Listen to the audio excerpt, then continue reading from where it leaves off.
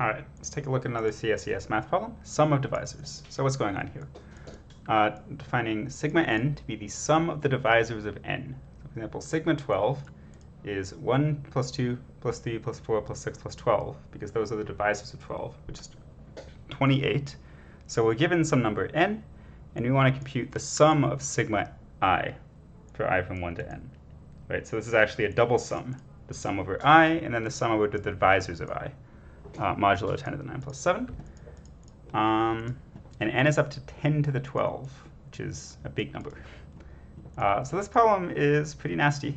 Let's take a look. Okay, so we start with this sum, right? We want the sum over n, maybe I should have written over I, of the sum of the divisors of I. So as in the previous two problems, we're going to sort of invert that sum. That's going to be a key idea. So instead of the sum over I and then the divisors of I, we're going to take the sum over the divisors first, and then the sum over the multiples of that divisor, right? And that's the same thing, right? The sum over d and the multiples of d is the same as the sum over I and divisors of I. Right? We just like flip the order of the pair, right? Here I is first in the pair, and here d is first. So as we saw in the previous problems, this kind of sum has n log n terms, because this is like the sum of the reciprocals. It's like n over the sum of the reciprocals of the times the sum of the circles of the number from 1 to n, which is about log n. So in the previous problems, n was 10 to the 6, and we were done here. Here, n is 10 to the 12. So that's going to make our lives much more complicated. So how do we do this? So the first thing is we're going to turn this double sum into a single sum, right? Notice that the thing we're summing over doesn't actually depend on this inner sum. So it's just d times like how many multiples there are. So how many multiples are there? Let's figure that out. So a multiple of d, so we want to find how many multiples of d less than or equal to n are there. A multiple of d is just a times d for some integer. So another way to put this is how many integers are there with a times d less than or equal to n. So just divide through by d, and a times d is less than or equal to n means that a is less than or equal to n over d. A has to be an integer, so a can be anything from 1 to the floor of n over d. So that's how many multiples there are of d less than or equal to n. So the actual sum that we want, now a single sum, is just the sum over d of d times n over d. So this gives us an O of n solution, but n is 10 to the 12, so we're not done yet. So this next step is tricky. We're going to sort of break this sum into blocks. Let me say what I mean. So let R be the square root of n, which is up to 1,000,000. And the key idea will be that we have this sum, right? One of these terms is less than or equal to r, right? Because they multiply to be roughly n, right? D times n over d is about n. And if two things multiply to n, one of them has to be less than or equal to the square root of n.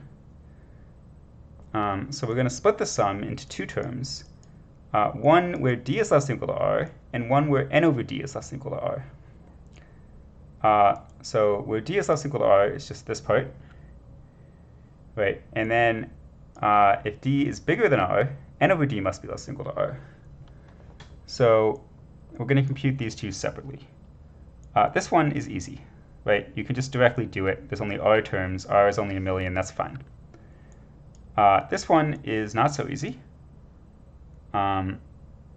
So the point is that we're going to sort of flip this sum again. Instead of summing over d, right, because there's like 10 to the 12 terms here, basically, we're going to sum over n over d, and there's only 10 to the 6 terms, distinct values of n over d.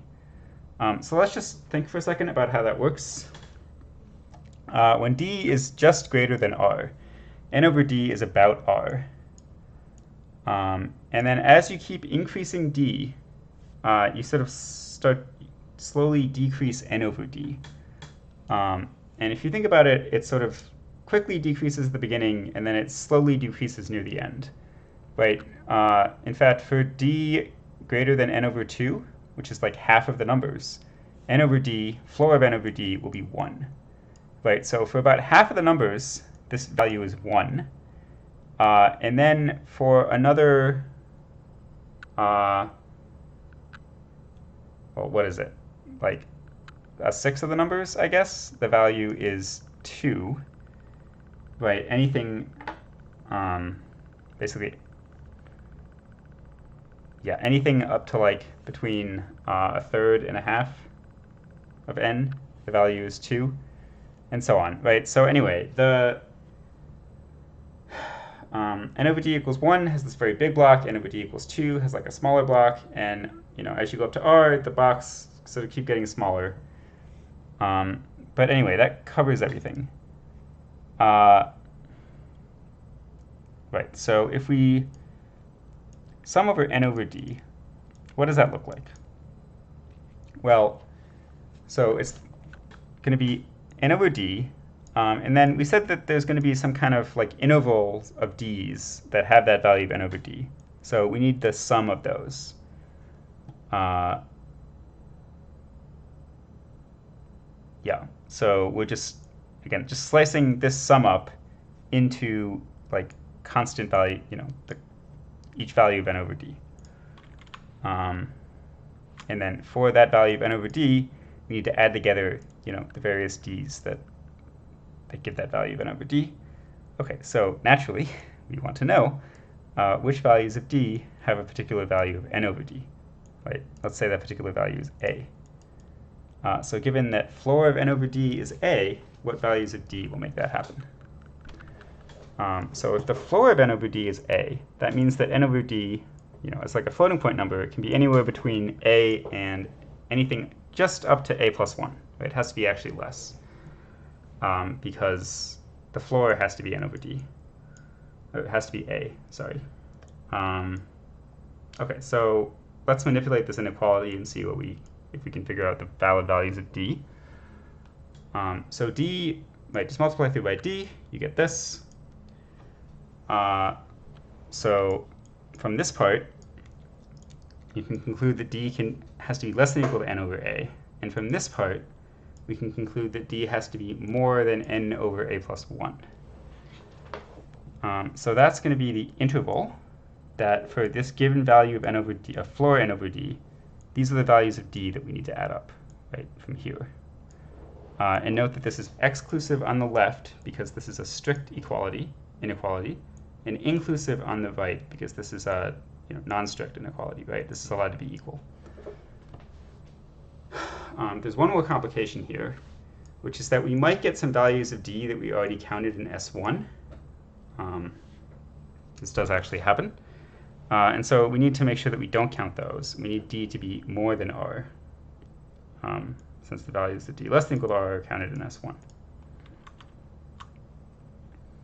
Okay, so just to restate what we're doing, we want to find this sum.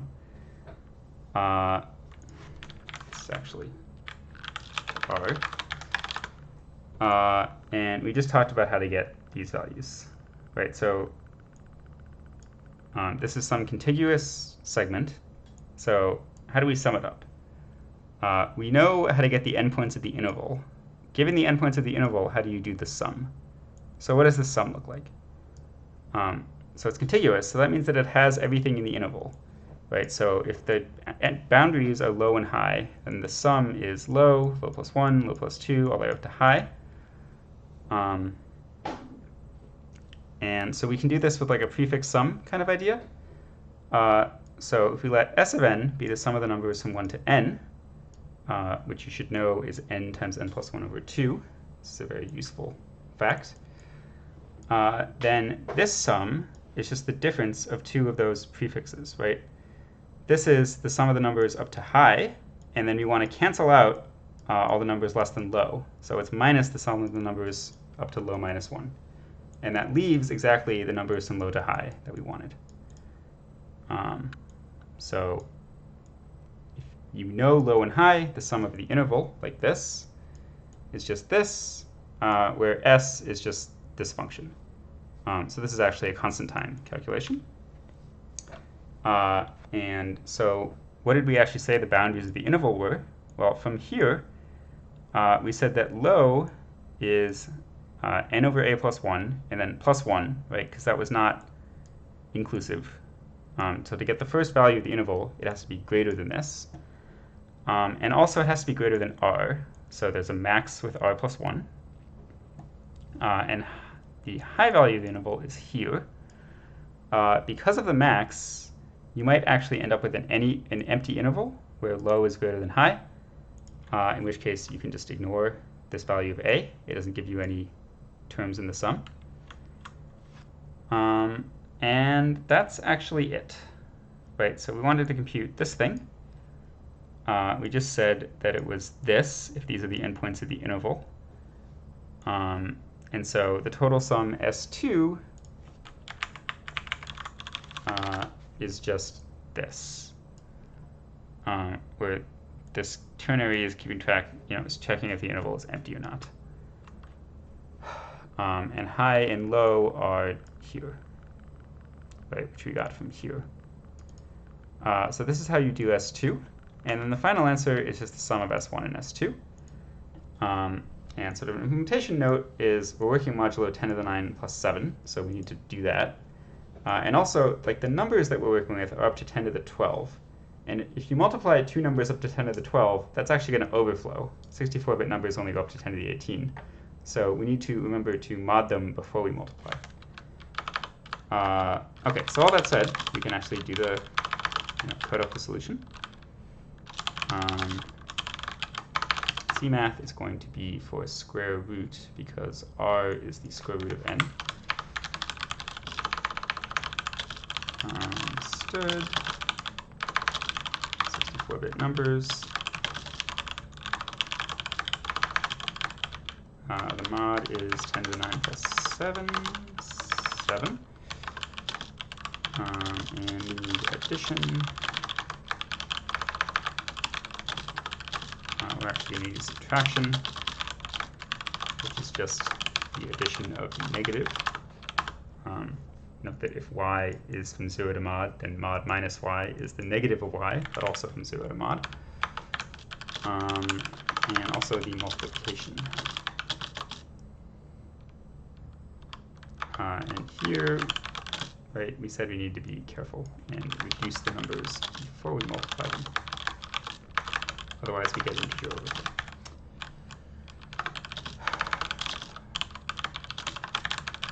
Okay.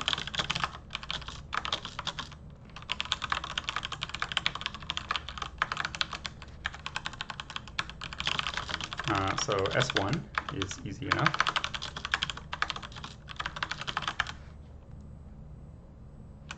Right, we said it's just this.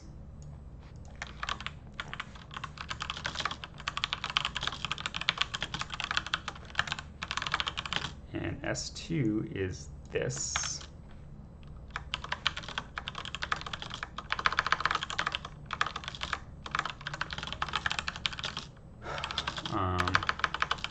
So we said low was this.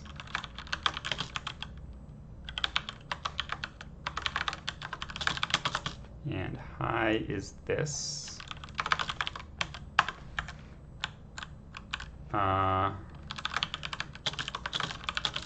We need to check if the interval is empty. And if it is empty, we get this.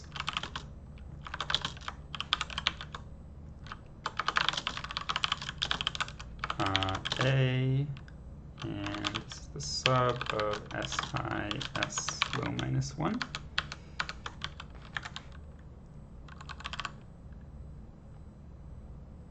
Okay. And that's S2, second sum. And so we can just print out the answer. And we need to give this S function, which we said was just n times n plus 1 over 2. Dividing by 2, you might worry, is a little tricky in modular arithmetic. But we know that 1 of n and n plus 1 is divisible by 2, so we're just going to handle it like that. Let me show you what I mean. So if n is even, then we can just do the modular multiplication of n over 2 and n plus 1. And otherwise, we know that n plus 1 is even. And so the point is, like, this is actually an integer, and this is actually an integer. So we're not losing anything by doing the division by 2 there.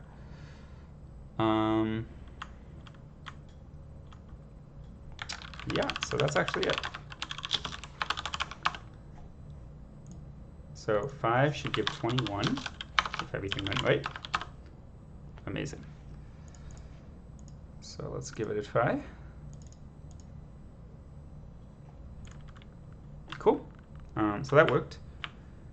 So yeah, this one was definitely tricky because the limit for n is so large.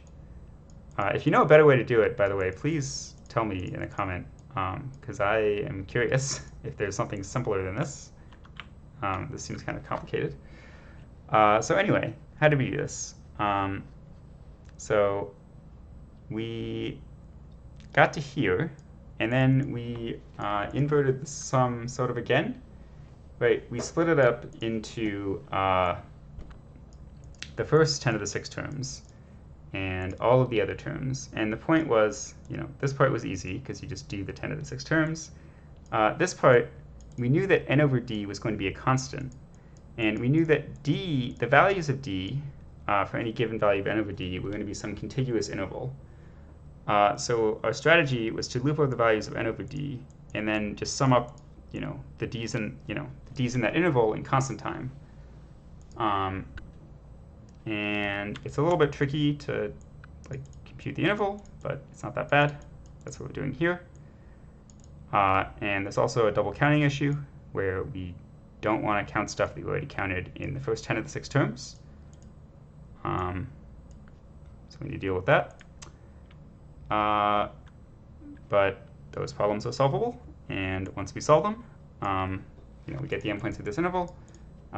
We see how to compute the sum of an interval given the endpoints, and then we just do that. And the code is actually not that bad. So that's the problem.